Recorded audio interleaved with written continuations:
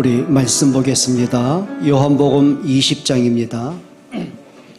요한복음 20장 27절, 28, 29절 세 절 같이 읽겠습니다. 신약성경 184페이지 요한복음 20장 우리 27절부터 우리 함께 봉독하죠.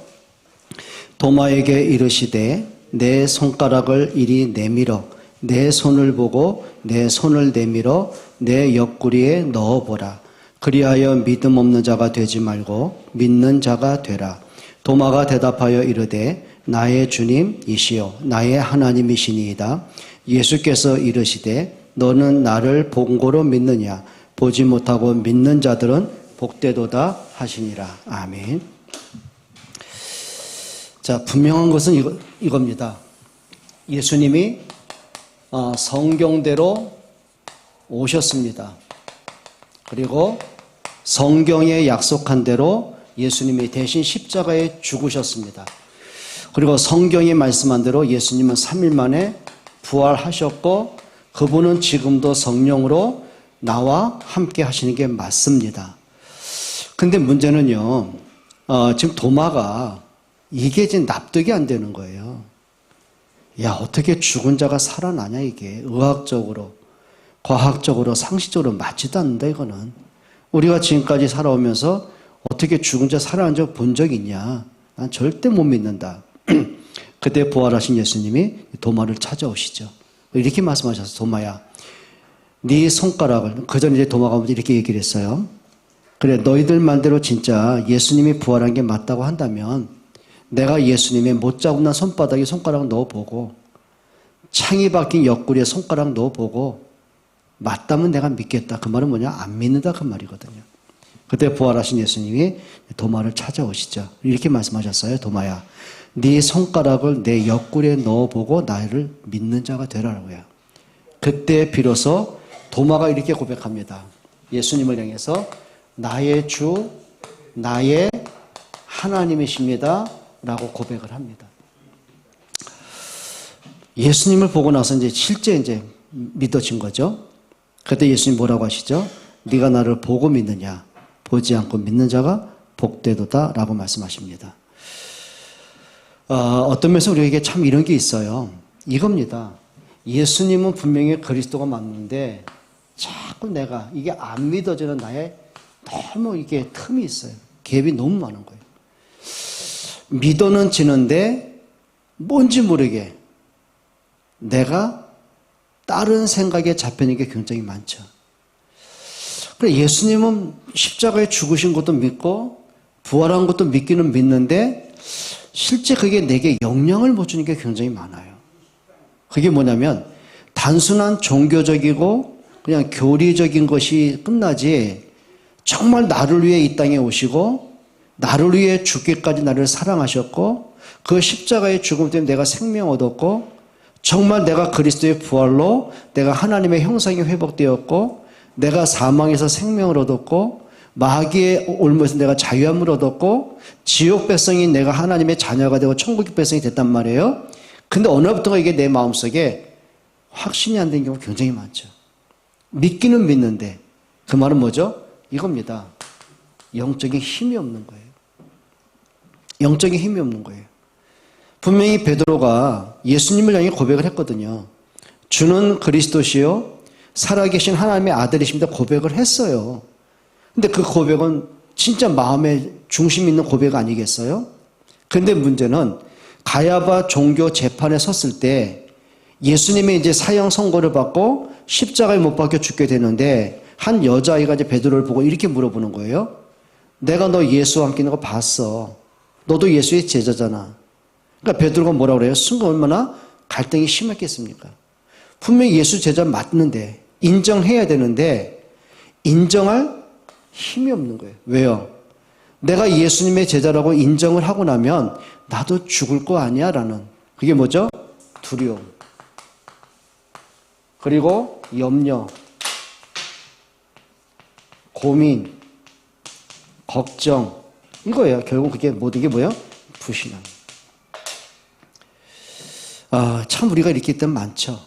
예수는 그리스도가 맞는데 나도 모르게 현실적인 문제에 딱 부딪히면, 또 내가 생각에 뭔가 잡히면, 내게 뭔가 염려거리, 고민거리가 생기면 자꾸 뭘 놓칠까요?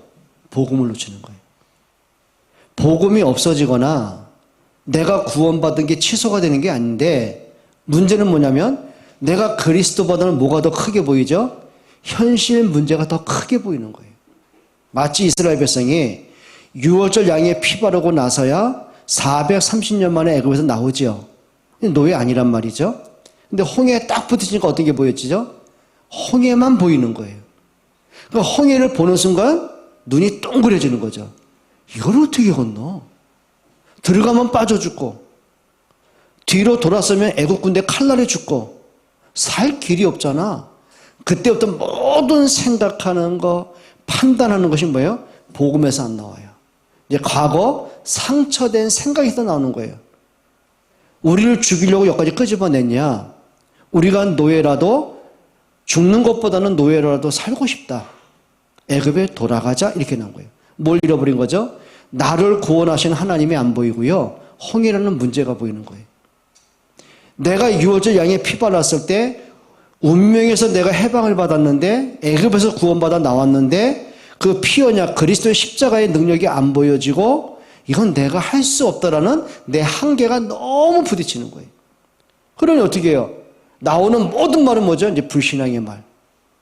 그러니까 기껏해서 하는 말이 뭐냐면 모세를 위해서 원망이 그거거든요. 네가 왜 쓸데없는 짓을 해가지고 우리 애굽에서 끄집어내가지고 개죽음 당하게 하느냐. 그건 뭐예요? 평생 소원이 뭡니까? 언제 애굽에서 나가나. 그 소원을 가진 사람들이에요. 근데 하나님의 은혜로 구원받아 나왔는데 막상 문제에 딱 부딪히니까 어떻게 돼요? 모세가 원망스러운 거예요. 하나님이 안 보이는 거죠. 그거는요, 하나님을 안 믿는 게 아니에요. 믿어요. 근데 뭐가 크게 보여요? 하나님이 안 보이고요, 문제가 보여요. 나는 할 수 없다라는 내 연약함에 갇혀요. 근데 그때 나오는 게 모든 생각이 뭐예요? 조급하고, 불안하고, 넘어지고, 그때 입에서 나오는 모든 말은 뭐죠? 불신앙의 말, 원망의 말. 이게 우리의 모습인 거죠. 그러면 한 가지는 봐야 됩니다. 우리가 문제가 왔을 때 내가 정말 염려할 수밖에 없고 고민할 수밖에 없지만은요, 뭘로 해야 돼요? 진짜 하나님 앞에 복음으로 한번 재해석하는 응답을 한번 받아보세요. 내 생각과 내 기준으로 보려고 하지 말고요, 하나님의 말씀은 뭐라고 말씀하셨지? 한번 들으려고 한번 해보세요. 한번 해보세요. 마치 고집센 아이들이요, 부모님이 아무리 자기한테 필요한 얘기, 좋은 얘기를 아무리 많이 해줘도요, 안 듣지요. 쓸데없는 뭘로 들어요? 잔소리. 그만해요. 시끄러워요. 뭐 이렇게 돼버리듯이 우리가 하나님의 말씀 그렇게 듣거든요. 아, 그만 좀 해. 누가 몰라서 못하나? 그게 뭐예요? 우리 영적인 상태가 돼버리는 거예요. 여러분, 복음으로 재해석한단 말이 뭘까요? 복음으로 돌아보는 겁니다. 말씀으로 한번 모든 답을 찾는 겁니다. 자, 하다못해 요셉이요, 애굽의 총리가 됐을 때 형들이 곡식을 사러 오지 않습니까? 그럼 우리가 네가 뻔뻔한 낯짝 같고 네가 무슨 자격으로 여기까지 와서 내 앞에서 쌀을 달라고 간청을 하냐, 이렇게 나올 수 있잖아요. 근데 형들은 막 두려워 떠는 거죠. 고개도 못 드는 거죠. 왜요? 자기들이 요셉을 노예로 팔아버렸으니까. 죽은 줄 알았던 요셉이요, 애굽의 총리가 되어 있는 거예요. 요셉의 허락이 없이는 쌀을 살 수가 없는 거예요. 굶어 죽게 되는데 어떡할 겁니까? 그러니까 바들바들 떨고 있을 때요, 요셉이 이렇게 말한 겁니다. 창세기 50장에 뭐라고 하냐면요, 형들은 나를 해하려고 하였으나 하나님 그걸 선으로 바꾸사 생명을 구원하게 하셨습니다. 또 한 번 고백을 해요. 그게 창세기 45장 5절로 8절이죠. 당신들은 나를 해하려 하였으나 하나님은 나를 통해 생명을 구원하려고 나를 앞서 보내셨습니다. 과거의 모든 걸 뭘로 본 거예요? 이렇게 본 거예요. 그래요. 형들이 나를 미워하고 왕따시키고 죽이려고 구덩이에 던져버렸고 노예상인들에게 팔았던 그 모든 사건들이, 야, 이게 하나님이 하신 거구나. 뭘로 본 거죠? 아, 이게 하나님이 하셨구나. 이게 고백이 되면 됩니다. 마치 철든 아이들이요. 그때 부모님이 이래서 말씀하셨구나. 뒤늦게 깨닫게 되는 것처럼요. 보면 되는 겁니다. 그래, 형들은 나를 죽이려고 애굽의 노예로 팔아버렸으나 이것까지도 하나님의 방법이었구나. 그건 뭐예요?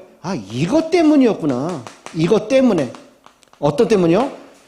생명 구원하기 위해서 나를 애굽에 보내신 거구나. 그럼 내가 애굽에 팔려온 것이 실패로 온 게 아니고 저주받아 온 것이 아니라 이게 하나님의 계획 속에 있었던 거구나. 그럼 이제 어디까지 가냐면요.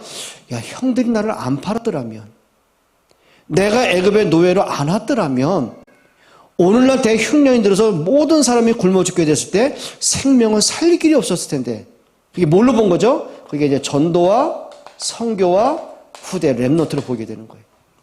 그러니까 모든 것들 지나고 보니까 이게 은혜였구나. 이게 정말 하나님의 은혜였구나. 여러분, 복음으로 재해석한다는 말이 뭔지 아십니까? 그러니까 내가 보면 불안한 거예요. 그러면 이제 이스라엘 백성들이 홍해를 보면서요, 복음으로 재해석을 해야 되는 거예요. 그리고 말씀으로 답을 찾아내야 되는 거예요.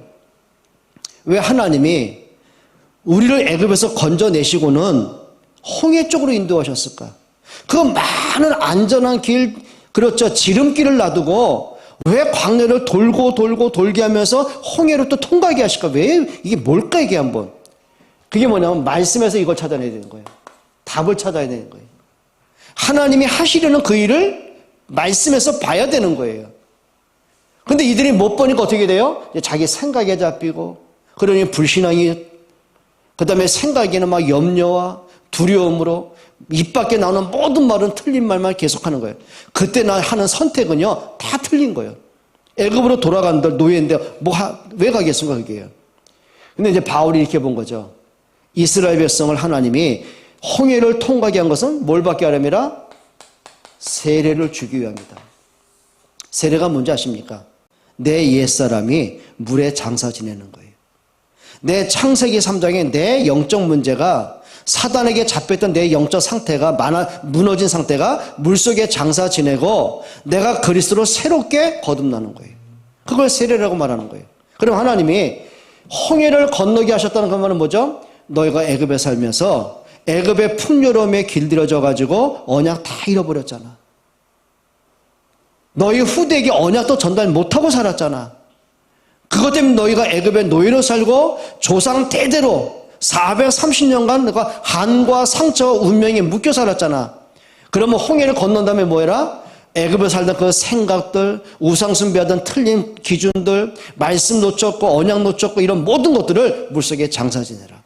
그리고 언약 잡고 가나안 땅 들어가라. 그리고 너희 후대에게 언약 전달해라. 그게 뭐야? 세례라거든.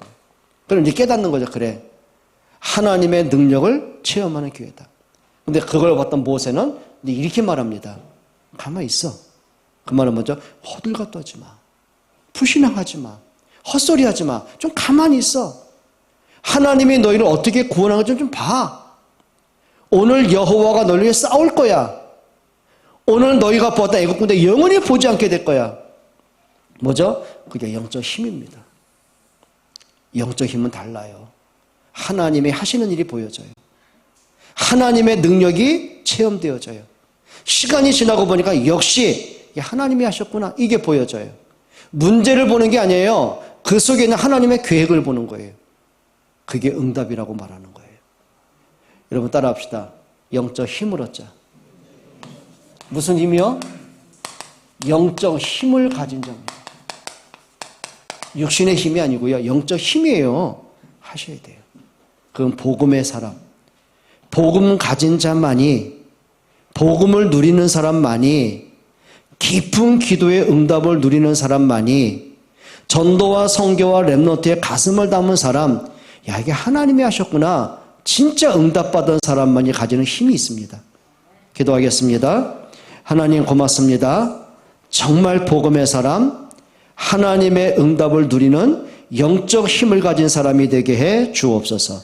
예수 그리스도의 이름으로